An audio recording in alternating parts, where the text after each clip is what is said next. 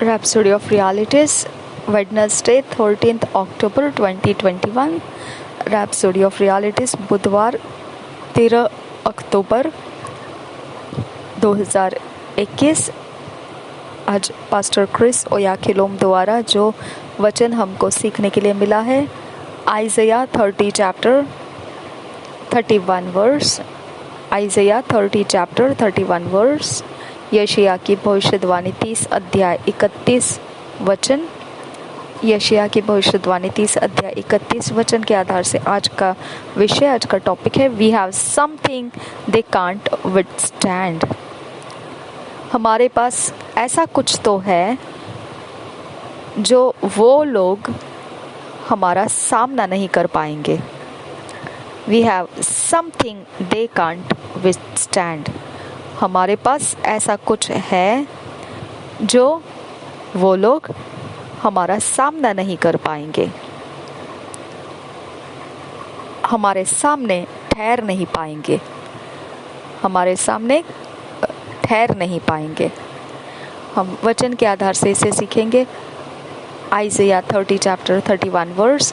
For through the voice of the Lord shall the Assyrian be beaten down, which smote with a rod। और एक बार पढ़ेंगे, For through the voice of the Lord shall the Assyrian be beaten down, which smote with a rod। हम हिंदी में इस वचन को पढ़ेंगे। यशायाह की भविष्यवाणी 30 अध्याय का 31 वचन। अश्शूर यहोवा के शब्द की शक्ति से नष्ट हो जाएगा, वह उसे सोंटे से मारेगा। हालेलुया, कितना प्यारा वचन है। देखिए, आप शत्रुओं से, उनके चालाकियों से, उनके युक्तियों से, उनकी मनमानी से कभी नहीं डरना है। ओके, देखिए वचन क्या कहता है। अश्शूर यहोवा के शब्द की शक्ति, यानी परमेश्वर के वचन के अंदर शक्ति बैठी हुई है। ओके, अगर आप अभी देखेंगे क्या पढ़ा था आपने, आत्मा की तलवार, मनन करने वाले वचन में आत्मा की तलवार क्या है? परमेश्वर का वचन। तो परमेश्वर के वचन में क्या है? तलवार की शक्ति है, नष्ट करने वाली। ओके, देखिए 31 वचन। अश्शूर यहोवा के शब्द की शक्ति से नष्ट हो जाएगा, वह उसे सोंटे से मारेगा। हालेलुया। आप नहीं मारेंगे, मैं नहीं मारूंगी, कोई नहीं दुष्टता को मारता है। कौन मारता है? यहोवा। ओके, उसके पास सोंटे है, उसके पास शक्ति है उसके बातों में। ओके, तो हमारे लिए चिंता का विषय नहीं है, सिर्फ विश्वास का विषय है। कितना आसान है, और परमेश्वर के वचनों को हमने समझ लेना है।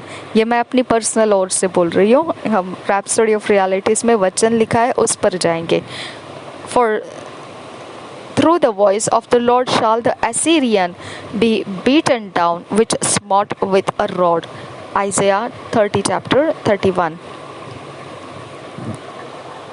यशायाह 30 अध्याय 31 वचन। अश्शूर यहोवा के शब्द की शक्ति से नष्ट हो जाएगा, वह उसे सोंटे से मारेगा।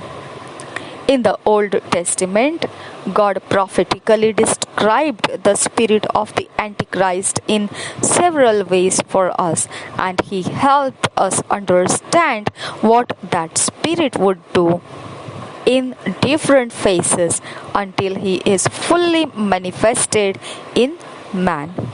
पुराने नियम में परमेश्वर ने भविष्यवाणियों के अनुसार वर्णन किया है कि मसीह विरोध करने वाले आत्माओं के विषय में अलग अलग प्रकार से उसने उनका वर्णन करके हमको बताया है, और उसने हमारी सहायता भी की है कि हम समझ पाए वो शक्ति जब तक अपने समय में आना है उसको, वह आया नहीं है, तो उसके ही पहले वह अपना काम किस किस प्रकार के अलग अलग भागों से करता हुआ आप देख पाएंगे, जब तक कि उसका पूर्ण रूप से आकार मसीह विरोध ऐसा कहा जाएगा जब तक उसका पूर्ण रूप से काम का आकार जो है वो जब तक मनुष्य के सामने प्रकट नहीं हो जाता है, तब तक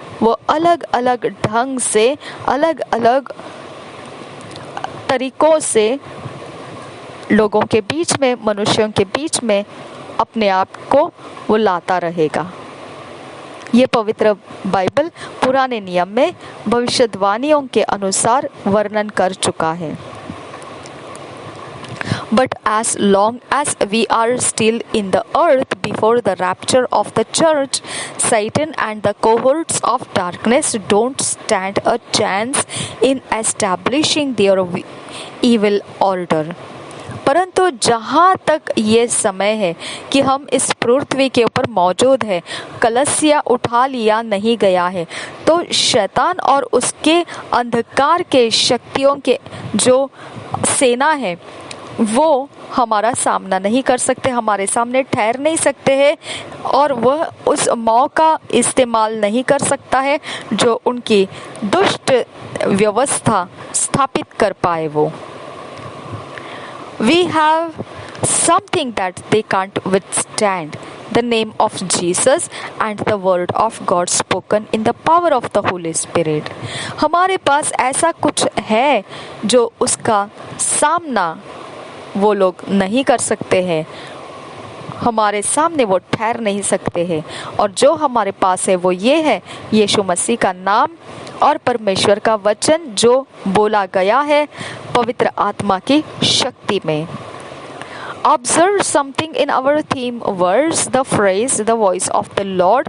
It refers to the word of God spoken by the power of the Holy Spirit. ध्यान दीजिए इस बात पर कि कुछ ऐसा कहा गया है हमारे शुरुआती वचन में। एक वाक्य है, उसके अंदर लिखा हुआ है कि यहोवा के शब्द की शक्ति, यहोवा के शब्द की शक्ति, ऐसा लिखा है। यशायाह के 30 अध्याय का 31 वचन जब हमने शुरुआत में पढ़ा, उसमें एक विशेष वाक्य हम पकड़ सकते हैं, यहोवा के शब्द की शक्ति, जो संबंधित रहता है परमेश्वर के वचन जो बोले गए हैं पवित्र आत्मा के सामर्थ के साथ। That means the Rhema of God, which is the sword of the Spirit.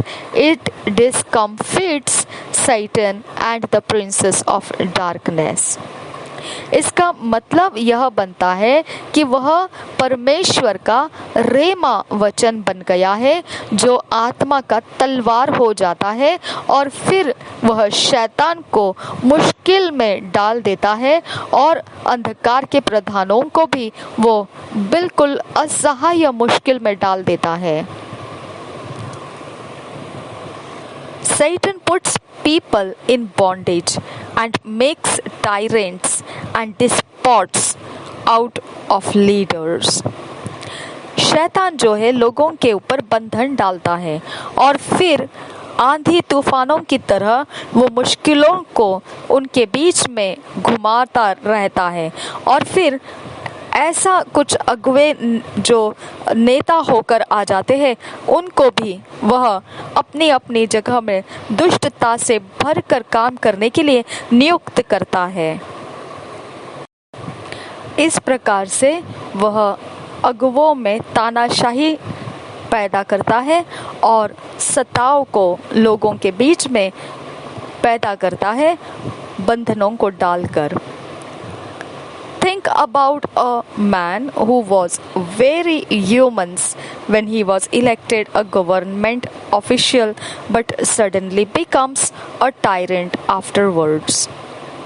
इस बारे में सोच कर देखिए कि कोई मनुष्य जो एक बार एक प्रकार से मनुष्य होते हुए बिल्कुल मनुष्यता के आधार से चुन लिया गया सरकार के अच्छे पद काम के लिए और फिर अचानक वह एक प्रकार का सताने वाला बन जाता है, सताव से भरा हुआ उसके बाद वो बन जाता है।